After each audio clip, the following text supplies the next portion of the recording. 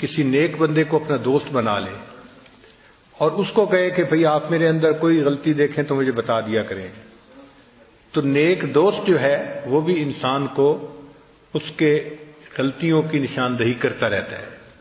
چنانچہ صحابہ رضی اللہ تعالیٰ عنہ نے ایک دوسرے سے دوستی اسی نسبت سے کی ہوتی تھی کہ بھئی میں اگر کوئی بات دیکھوں گا تو آپ کو بتاؤں گا، آپ دیکھیں تو مجھے بتا دینا۔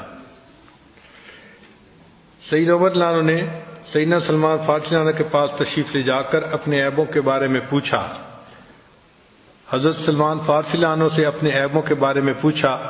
جب وہ آپ کے پاس حاضر ہوئے تو فرمایا، کیا آپ تک میری کوئی ایسی بات پہنچی ہے جو آپ کو ناپسند ہو؟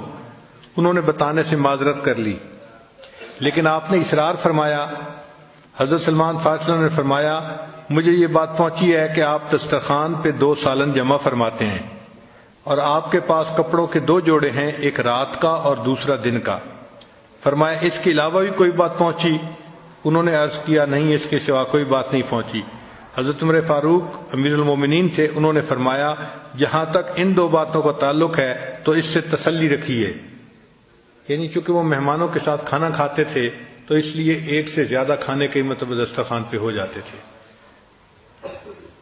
تو یہ کوئی ایسی چیز نہیں تھی کہ جس میں کوئی تکبر ہو یا اونچا پن ہو یا کوئی اور ایسی چیز ہو، وہ کرتے تھے تو اس کو اللہ کی رضا کے لیے کیا کرتے تھے۔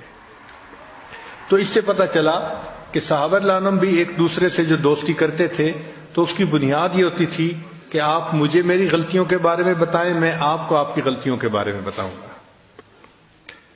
تیسرا طریقہ ہے دشمن اور حاسدین کی زبان سے معلوم کرنا۔